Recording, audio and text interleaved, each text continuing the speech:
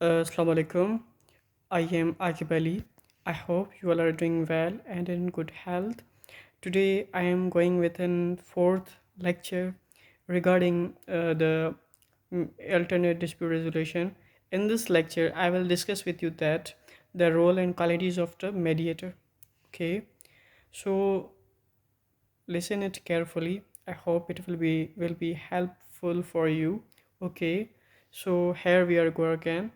So, in the very first beginning, I am going to explain you that the mediator is not just a neutral person helping dispute, but the best mediator are the peacemaker. Okay, so a trial lawyer tries to win, a mediator tries to resolve, a peacemaker mediator tries to heal relationships and create peace. So the goal is not just settlement, but resolution, understanding, emotional healings. Okay, the basic roles a mediator can play is a mediator can take different role depending on their situation. First, as a messenger, just carriers offer between the parties, very limited role. Second, to hearing offers officers.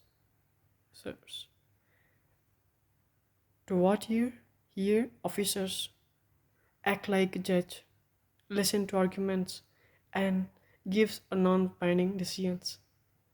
Okay. And number three is that devil advocates. He has to challenge his parties aggressively, points out weaknesses, and not recommended to be harsh. Okay. And number four is that evaluator gives opinion about case values, focuses only on legal merits, ignores emotions and relationships. And number fifth is that to facilitator, he must be facilitator to help parties communicate, encourage mutual understanding. And another thing is that to be a peacemaker. This is the best role of mediator to build trust, reduce conflict, focus on emotions, plus resolution and healings. And I'm going to discuss with you the qualities of an effective mediator. Number one is that he must be a calm and self-control. He must control own emotions first. Their appearance should calm the parties. If mediator is calm, the parties become calm. Okay. Compassion and concern. He has to understand emotions of the parties and listen with empathy. Okay. Build rapport and trust. Party must feel that they are safe, they are being heard, they are being have respected, or okay, yeah, they are deal with a respected manner. The mediator must follow the natural and impartial. He must not favor any side. Even appearance of bias must be avoided. Example for is this that they have don't spend more time with one side. Give them equal time. Don't travel or eat with one party.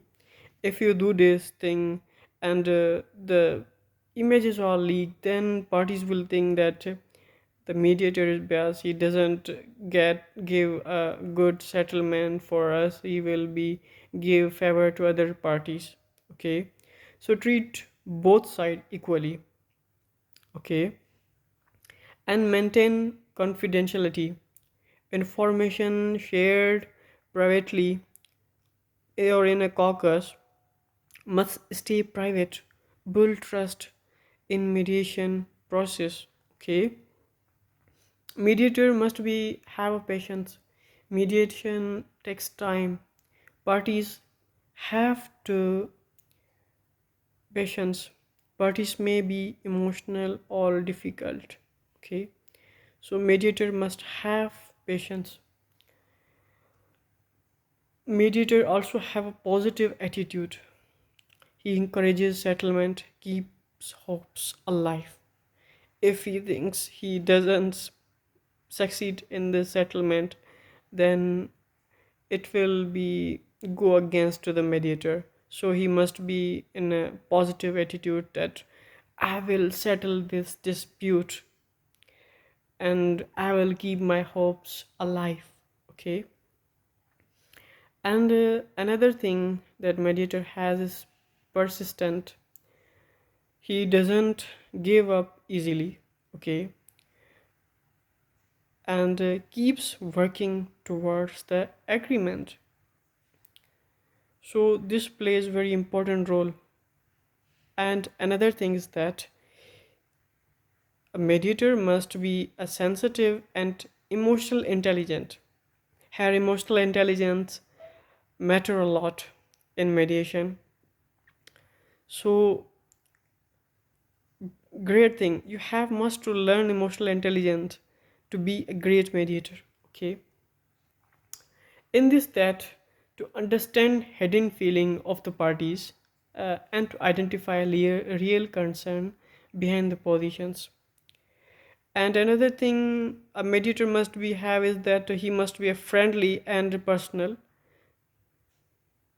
He should be approachable.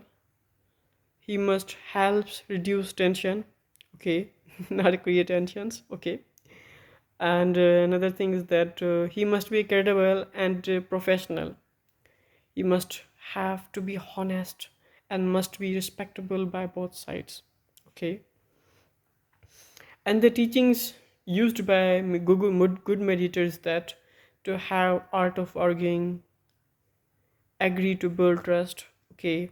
Art of disagreeing, disagree with conflict, listen actively, listen carefully and show understanding, non-confrontational language to is that to avoid harsh or aggressive tone. Okay.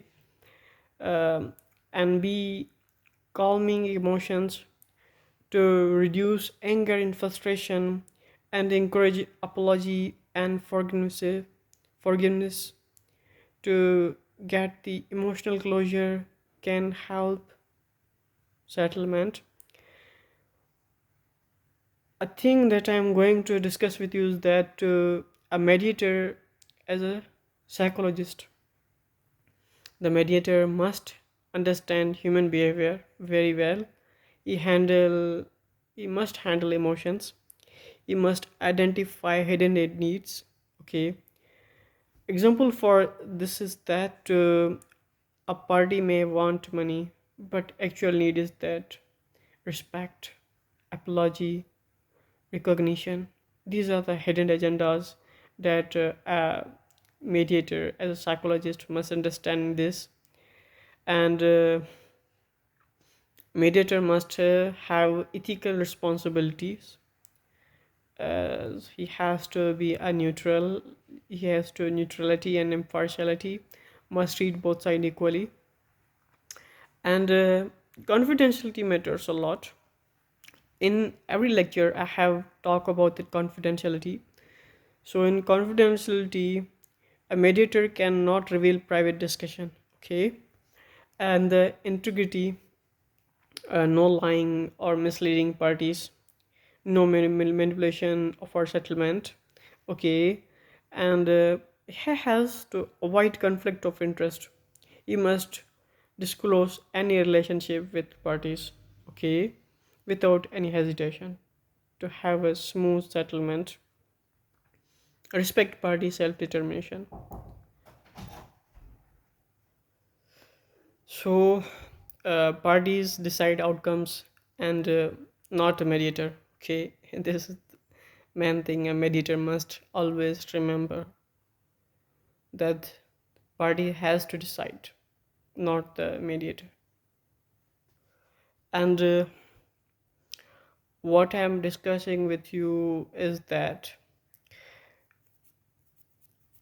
mediators is not just legal. Okay. It is a human and emotional.